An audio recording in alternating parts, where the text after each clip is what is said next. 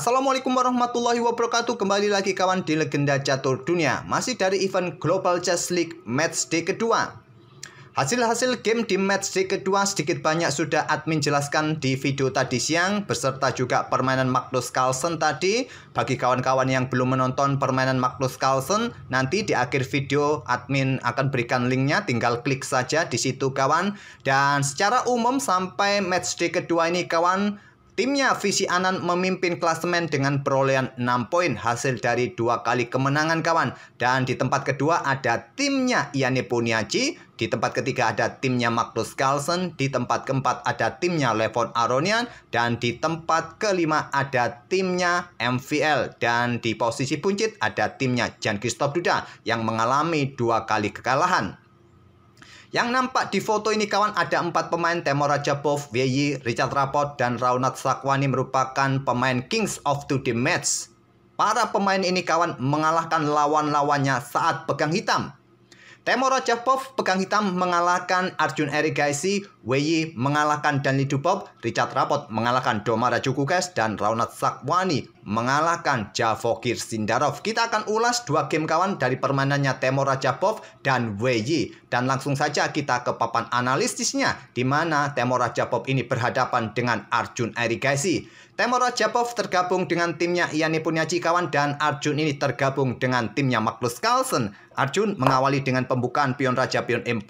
Mereka bermain dengan pembukaan Italia Giojo Piano kawan. Langkah-langkahnya cukup standar, jadi tak perlu saya ulangi sekali lagi langkah-langkah seperti ini. Bahkan kalian mungkin sering bermain dengan langkah-langkah seperti ini. Bagi kawan-kawan yang baru belajar mengenai pembukaan Italia Giojo Piano, di akhir video nanti saya sertakan link permainan Italia game kawan. Nanti bisa kalian pelajari video-video sebelumnya yang admin pernah ulas membahas permainan Italia dari permainan para Grandmaster. Di sini tadi kawan bukan gajah G5 pilihan utamanya. Di game-game terdahulu langkah yang paling banyak dipilih oleh putih adalah gajah mundur ke B3 kawan. Dan nanti bisa diikuti oleh gajah A7, bisa dibalas ataupun rokade, bisa dilanjutkan oleh hitam. Tapi memilih langsung gajah keluar ke petak G5 pressure kuda F6. Tidak banyak yang memainkan gajah G5 pada posisi seperti ini. Dan di sini dikejar dengan pion H6. Gajah mundur ke H4. Ada menteri ke E7, pengembangan kuda B D2, lanjut Arjun Erigaisi, dan di sini gajah ditarik mundur ke A7 oleh Temur Rajapov, bersembunyi di semak-semak untuk tetap menjadi sniper kawan. Untuk mensniper pion F2 terhadap raja, ada pion A4, mulai serangan sisi kiri papan sayap menteri. Begitu juga dengan Temur Rajapov tidak mengendurkan serangan sisi rajanya dengan pion G5 serang gajah. Setelah gajah mundur ke G3, benteng G8 dipilih oleh Temur Rajapov untuk menjaga pion G-nya sebelum memainkan pion H-nya kawan. Tapi Stockfish menyarankan dengan kuda ke petak H7 ke petak D7, buka akses menteri menjaga pion G, baru pion ini bisa didorong, benteng tetap berada di lajur H. Tapi lebih menyukai benteng G8, dan Arjun juga menyiapkan serangan sisi menteri dengan pion B4, pion H5, dihentikan dengan pion H4, menantang pertukaran. Pilihan terbaik sepertinya malah membuka lajur G kawan. Tapi gajah juga bisa mendapatkan pion, coba pressure kuda di petak F6. Walaupun lajur G semi terbuka, posisi petak G2 ini juga sudah mulai mendapatkan tekanan. Tapi evaluasi bar menunjukkan putih dalam posisi yang sedikit lebih bagus. Kalau pandangan admin sih sendiri ya ini juga kurang nyaman buat raja putih seperti ini kawan. Oleh karena itu Temur Rajapov tidak terburu-buru, dia mengembangkan gajah terangnya ke petak G4, tekan kuda F3 juga untuk persiapan rokade panjang nanti kawan. Ada menteri bergeser ke E1, baru sekarang pion G pukul pion H4. Gajah ambil balik seperti tadi yang saya jelaskan, dan di sini menteri bergeser ke D7, membuat langkah pengorbanan kuda kawan untuk menghindari juga tekanan. Tidak diambil oleh Arjun, raja bergeser ke H1 untuk menghindari sniper ini kawan. Kalaupun di sini kalian sikat kuda kawan, balasan hitam apa? Apakah pukul kuda? Bisa. Kalau kalian ingin bermain remis bisa seperti ini kawan. Menteri akan bergerak ke sini? Tidak. Meluncurkan benteng, ambil pion G2. Baru diikuti menteri bergerak ke sini. Nanti bisa ambil kuda skak ataupun melakukan skak yang berulang-ulang di sekitar peta ini. Permainan bisa remis kalau kalian ingin remis. Tapi di sini hitam bisa melanjutkan dengan gajah H3 kawan. Coba pressure pion yang di sini. Kalian tidak bisa dorong pion ini kawan karena benteng ambil pion. kawan karena pion ini kena pin dari sniper dan beberapa langkah berikutnya juga dalam ancaman skakmat kawan. Oleh karena itu pada posisi ini kemungkinan dibalas dengan pion D4 untuk blokade. Saya akan sedikit tunjukkan beberapa variasi yang mungkin bisa terjadi kawan. Gajah ambil pion G2 dilanjut discover. Tentu ini akan tidak membuat nyaman lagi bagi Raja Putih dalam posisi yang sangat terbuka kawan. Apakah perlu dilanjutkan? Saya rasa tak perlulah, kita lanjut ke permainan aslinya. Pengorbanan ditolak, bermain dengan langkah raja bergeser ke H1. Dan di sini kuda ke H7 kawan menghindari ancaman gajah, tapi memilih dengan benteng naik ke petak G6. Temur Rajapov masih juga menahan diri tidak melakukan rokade panjang kawan. Rokade panjang merupakan salah satu pilihan juga kawan. Di langkah berikutnya menurut Stockfish bagus untuk benteng juga nanti segera digeser ke lajur G juga. Dan di sini kawan tidak mampu dimanfaatkan langkah kesalahan benteng G6 ini. Harusnya kuda ke petak G5 untuk coba tekan pion ini kawan. Tapi memilih dengan langkah kuda ke petak H2. Coba ancam gajah terang. Gajah H3 membuat pengorbanan lagi kawan. Ditolak dengan benteng G1. Kalau diterima di sini ada ancaman skakmat. Di sini kawan memaksa benteng bergeser. Gajah ini juga jatuh. Hitam mendapatkan gantinya. Mungkin pertukaran di sini sekali lagi kawan. Ada kuda F3 serang menteri. Menteri ambil pion yang di sini. Baku hantam. Dan hitam akan mempunyai banyak keuntungan pion kawan. Hitam dalam posisi bagus. Oleh karena itu ditolak dengan benteng G1. Gajah ditarik mundur ke E6. Menantang pertukaran gajah terang. Di sini ada pion A5, pion B5 yang lebih kuat kawan. Lebih bagus mempercepat serangan, tapi memilih dengan pion A5. Kuda G4, di sini ada pion B5, sekarang baru dimainkan. Kuda ke E7, dan dibalas pertukaran gajah terang, diambil balik menggunakan benteng. Selanjutnya adalah pion pukul pion, diambil balik oleh pion B, ada benteng F1. Perkuat posisi pion F-nya, apakah juga persiapan untuk didorong beberapa langkah berikutnya. Kuda G6 ancam gajah gelap. Di sini kawan dibalas dengan pion F3. Langkah blunder kawan, malah membuka akses pada sniper hitam ini. Langkah terbaiknya pada posisi ini gajah ini bergerak ke petak G5 menghindari ancaman kuda kawan. Tapi pion F3. Ada kuda E3. Ya maklum kawan, dalam kontrol waktu sudah mepet. Dan posisi kuda ancam benteng. Benteng tidak diselamatkan. Kalau bergeser ke petak G1. Tentu ancaman berikutnya adalah garbuan kawan. Menteri tergabu, benteng tergarbu. Dan benteng di petak G1 ini pun juga dalam ancaman. Oleh karena itu gajah F2 pilihan Arjun Erikaisi. Kuda sikat benteng. Kuda ambil balik. Gajah pukul gajah. Diambil balik oleh menteri. Sekarang kuda F4 mendapatkan posisi yang bagus di sini kawan. Dan selanjutnya ada pion didorong maju menghindari ancaman kuda. Selanjutnya benteng B8. Kuda E3. Diikuti menteri B5. Awas membuat tantangan pertukaran menteri di langkah berikutnya kawan. Di sini ada kuda F5. Benteng G6 terlebih dahulu, pressure pionnya ada di petak G2, backup dengan benteng G1, menteri E2, ditolak tantangan, menteri dikorbankan, dan Arjun menyerah di langkah ke-32. Kalaupun diambil, ada benteng B1 skak kawan. Percuma kalian backup dengan menteri di sini, ya tetap saja ancaman skakmat. Dengan kuda di sini, ya disikat saja. Kalaupun dengan benteng yang langsung skakmat sudah. Itulah kan permainan Temur Rajapov dengan pengorbanan gajahnya berkali-kali dan ditolak juga berkali-kali oleh Arjun. Tapi sayangnya Arjun dalam kondisi yang tertekan, harusnya dia juga punya kesempatan untuk membalikkan keadaan. Tapi sayangnya melakukan langkah blunder. Oke, sekarang kita ke papan yang lain melihat permainannya Dani Dubov yang memperkuat timnya Jan Christoph Duda melawan Wei yang memperkuat timnya Levon Aronian. Dubov mengawali dengan ready opening kuda F3. Pion D5. Pion G3 bermain dengan King's Indian Attack kawan Dubov. Kuda F6 variasi Yugoslav. Gajah G2. Pion E6.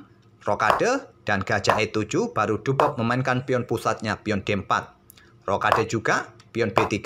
Untuk dukungan pion C4-nya bisa. Untuk kosongkan ruang untuk Viajento gajah gelap bisa. Ada pion C5 counter attack sebelum memainkan kuda C6-nya. Diterima oleh Dubov. Diambil balik oleh gajah. Baru sekarang pion C4 diterima oleh Wei. Pion D pukul pion C4. Tidak melakukan pertukaran kawan atau ambil balik menggunakan pion B. Memilih menteri C2. Ingin rebut pion ini menggunakan menteri. Pion tidak akan berani pukul pion. Gajahnya bisa jatuh. Di sini menteri E7. Backup gajahnya kawan, kosongkan ruang juga bagi benteng, menguasai lajur D yang terbuka penuh, dan baru pion pukul pion bisa dilanjutkan oleh WY nanti. Dan Dubob juga tidak terburu-buru ambil balik pion hitam C4 ini, mengembangkan kuda D2 terlebih dahulu. Dan WY juga begitu, tidak melanjutkan ambil materi kawan. Seperti ini mungkin gajah ditarik mundur kawan, tapi WY mementingkan, mendahulukan pengembangan perwiranya untuk lebih cepat aktif kawan. Kuda C6, salah satu prinsip yang dipegang para Grandmaster. Baru sekarang kuda ambil pion C4, pion E5 didorong, buka akses bagi pengaktifan gajah terangnya kawan nanti. Ada gajah B2, incar pion, pion didorong ancam kuda, kuda ke G5. Dan baru sekarang gajah F5, perkuat posisi pionnya, dan awas ada discover nanti.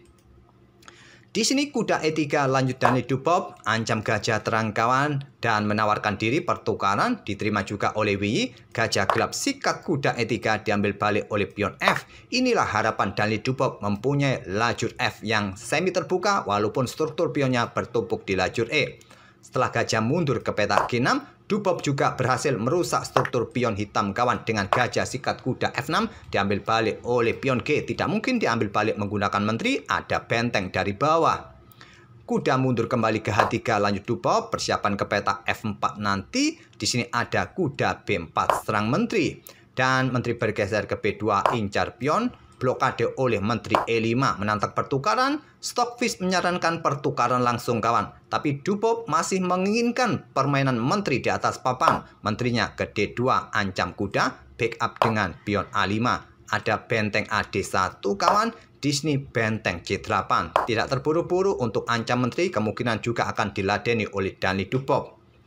Memilih benteng C8, persiapan menusuk baris kedua kawan. Di sini ada kuda F4 lanjut Dubob. Dan di sini tidak benteng C2 karena mungkin menteri akan bergerak ke petak D7, incar pion B7 nanti kawan. Sama-sama menusuk di baris kedua, baris ke-7 lawan, tapi memilih raja naik ke petak G7 untuk menghindari baris belakang kawan, menghindari kejutan skak mendadak di baris belakang. Dubob langsung angkat menterinya ke D7 incar pion, dilepas oleh WY, memilih dengan benteng FD8 kawan, ancam menteri. Menteri ambil pion B7, dikejar lagi oleh WY dengan benteng B8. Menteri A7 selepas kuda C6, posisi menteri ini benar-benar tidak mempunyai banyak petak kawan. Dia bergerak ke petak A6, dikejar lagi oleh kuda B4. Di sini tinggal 2 petak saja bagi menteri kawan untuk menghindari ancaman kuda. Kalau ke petak A7 kemungkinan akan dikejar dengan kuda dan bisa remis, tapi memilih petak C4. Selepas benteng C8, menteri sudah tidak mempunyai petak pelarian lagi kawan. Di sini Dubob mengorbankan pertukaran menterinya untuk mendapatkan 2 benteng hitam. Tapi ada satu cara untuk menyelamatkan menteri ini kawan. Tidak terburu-buru untuk melakukan pertukaran. Silakan pause video ini untuk beberapa detik dan coba temukan cara itu untuk terhindar dari kehilangan menteri atau paling tidak pertukaran menteri. Oke, 1, 2, 5 detik cukup kawan. Apakah kalian menemukan langkah terbaik lainnya dari pertukaran menteri dengan sepasang benteng? Mungkin kalian melihat kuda sikat gajah ini sama-sama memberikan ancaman bagi menteri masing-masing sekaligus untuk menghilangkan penjaga peta E4 ini kawan yang bisa diambil oleh menteri nanti. Ya, ini merupakan salah satu cara kawan. Seperti ini. Kalaupun kalian melanjutkan benteng ambil menteri kawan, coba lihat. Kuda akan ambil menteri juga di sini. Dan di sini kalian akan kehilangan perwira nanti, kalah perwira kawan. Oke, kembali lagi ke langkah aslinya. Dubob memilih pertukaran menterinya dengan sepasang benteng hitam. Permainan berlanjut menteri C5, incar pion di sini, incar pion di sini kawan. Ada pion H4. Kuda C2 tidak terburu-buru ambil pion di sini, ambil pion yang di sini kawan. Memilih kudanya aktif nanti yang ambil pion E3. Persiapan juga ada discover, taktik yang direncanakan oleh WY. Benteng D5 serang menteri. Menteri mundur kawan ke peta A7, tetap pressure pion E3 bersama kudanya nanti. Dan gajah ini diaktifkan kawan, merupakan pilihan stockfish. Memilih benteng F keluar ke D1. Pilihan terbaik di sini adalah kuda ambil pion E3, tapi WY membuat langkah pengorbanan gajah F5. Tujuannya kontrol peta E6 ini kawan.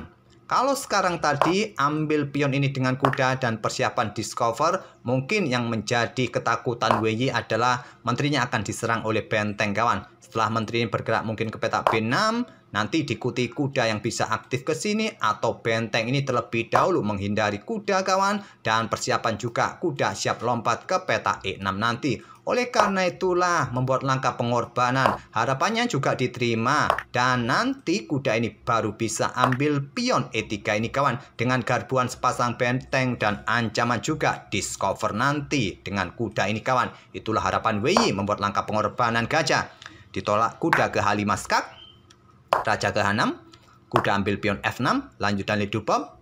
Di sini dilanjut dengan kuda ambil pion E3, garbu sepasang benteng dan persiapan discover. Raja ke H2, kuda ambil benteng D5, sekarang sudah pincang benteng ini kawan, tidak punya pasangan lagi. Diambil balik oleh pion, berharap dengan pionnya mendapatkan dukungan dari bawah ataupun dukungan kuda. Raja G7, usir kuda, kuda ke H5 lagi skak, raja ke H6, kuda ke F4, menteri E3. Di sini pion mulai didorong, blokade oleh gajah D7. Benteng diangkat naik ke petak D5, persiapan ke petak H5. Ada pion A4, benteng H5 skak, raja G7, benteng G5 skak, raja F8. Dan di sini kawan, benteng ke A5, pilihan terkuat. Memilih dengan kuda ke D5. Mungkin kuda ini bergerak ke petak F6, diikuti benteng, ancaman skakmat, itulah ide dan dupop. Dan di sini menteri ke A3 kawan, untuk mengincar pion ini merupakan pilihan yang bagus, tapi memilih menteri ke F2. Harap maklum kontrol waktunya hanya tersisa 30-an detik saja kedua pemain kawan, dan di sini benteng E5 merupakan jawaban terbaik bagi putih. Memilih dengan kuda F4. Lagi-lagi di sini kedua pemain melewatkan langkah terbaiknya. Pion F5 didorong kawan untuk membuka ruang sebanyak mungkin bagi pergerakan raja. Memilih menteri D4. Benteng D5, menteri bergeser ke B4, tetap mengincar pion ini. Di sini gajah mundur ke H1, pilihan dari Stockfish, memilih ke petak H3. Dan gajah pukul gajah merupakan pilihan terbaik kawan. Selepas nanti diambil balik oleh raja, mungkin terlihat tidak mempunyai dukungan lagi. Nah, sekarang waktunya raja bergeser ke E8. Tapi memilih langsung bergeser ke petak E8, sekarang posisi permainan dalam posisi yang level. Tapi dupop kehilangan momen untuk membuat permainan level kawan. Dia menukarkan gajahnya langsung. Benteng E5 merupakan pilihan terkuat. Tapi pertukaran gajah terang, sekarang pion sudah dapat dihentikan oleh raja. Kuda H5 ingin melakukan skak di sini kawan. Ada menteri B2 awasi peta F6 dan juga mengincar pion E2.